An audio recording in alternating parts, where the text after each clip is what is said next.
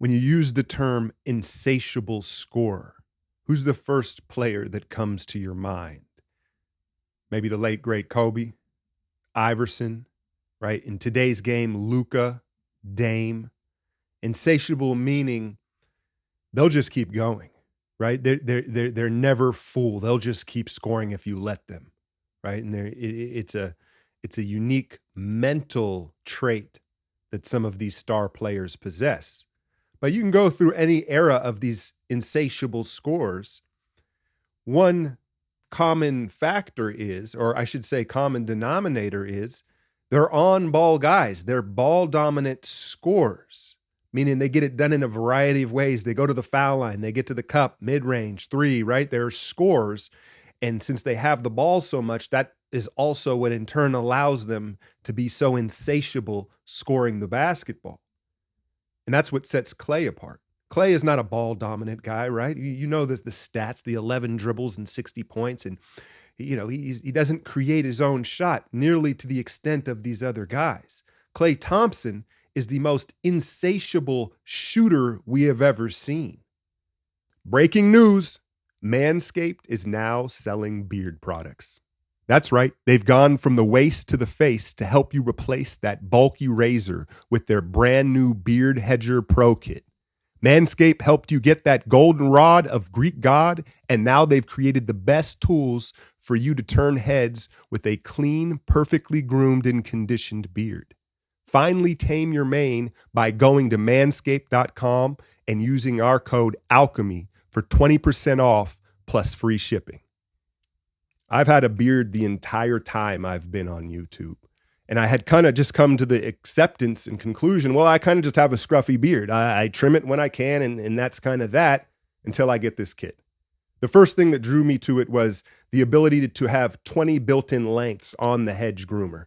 No guides and messing with that. It's just all built in, just a quick snap, and you find the length that you want.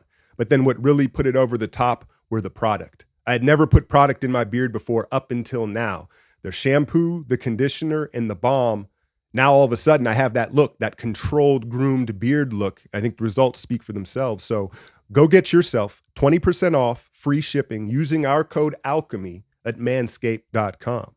That's 20% off, free shipping using the code ALCHEMY at manscaped.com.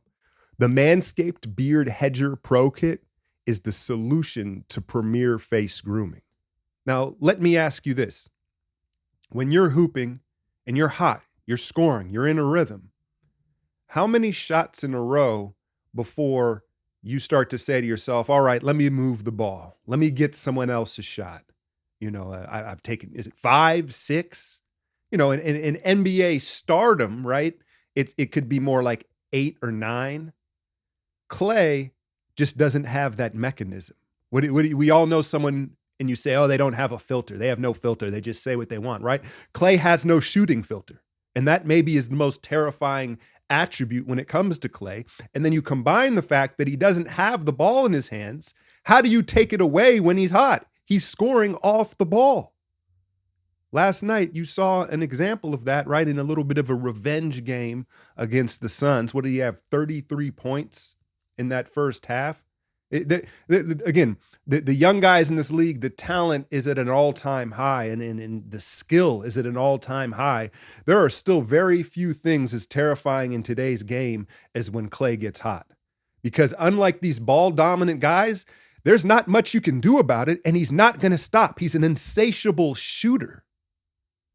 What a win last night, though. What a win last night, man. Now, I know, no KD and must win at home. They were supposed to win that one, and they did. But the context of how they did it, I think, has Dub Nation feeling pretty good headed on this road trip. I know everybody is doubtful and pessimistic, I should say, about the road woes and how are they going to turn this around. Well, allow me to be uncharacteristically optimistic and point out a few reasons why maybe this road trip and the close of the season will be a little different.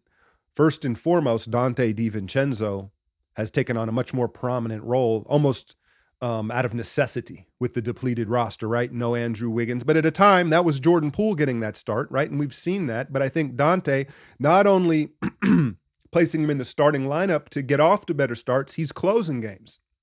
And we know how complete of a player he is. Last video, I mentioned JaMychal Green and how he's coming along. You saw him put D. Lee in check last night late. Brother-in-law, come on now. Come on now. What was that about?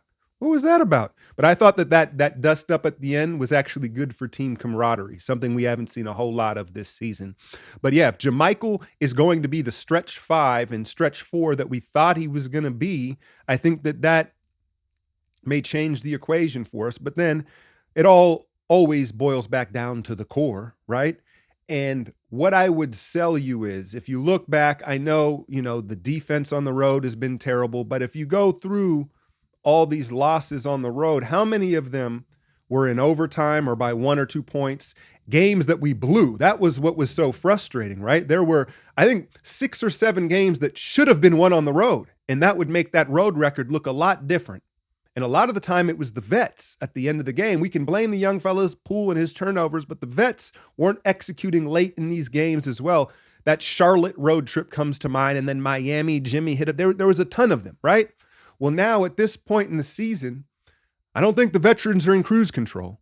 And you've seen that these last 2 games, right? I think they understand the season is on the line at this point. So you're going to get locked in, dialed in core veterans to go along with some really good timing for the role players that we would hope would kick in, right? Kerr, it always, even Moses Moody, let me not leave out Moody because he had some really good minutes last night. He did, man. And what was most encouraging to me was on the defensive end was the KYP.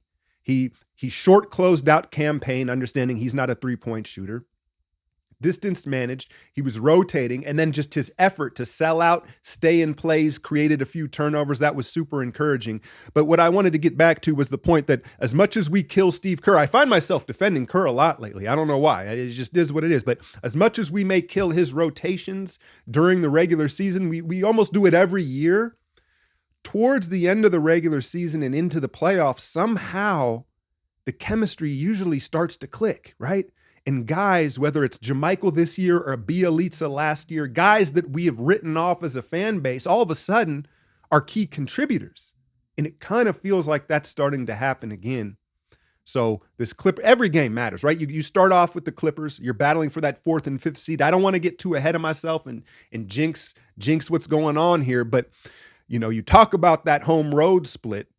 Is it out of the question to think we could get that 4 seed?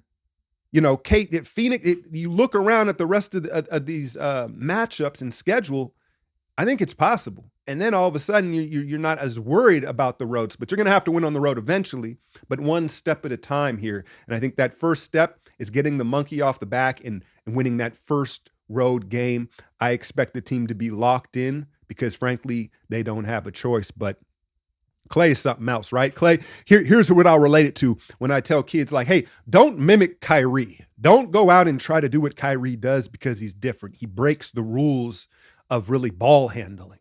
Pause, right? Klay, the same thing applies to Klay as a shooter. He breaks the rules of shooting. And I know, we can say a lot of these things about Steph, but Klay is just on some different shit sometimes. And it's absolutely terrifying because there is no ceiling. There is no filter. He will take 15 shots in a row if you let him, and he might just hit them all. Hit that like, share, and subscribe. I'm out, y'all.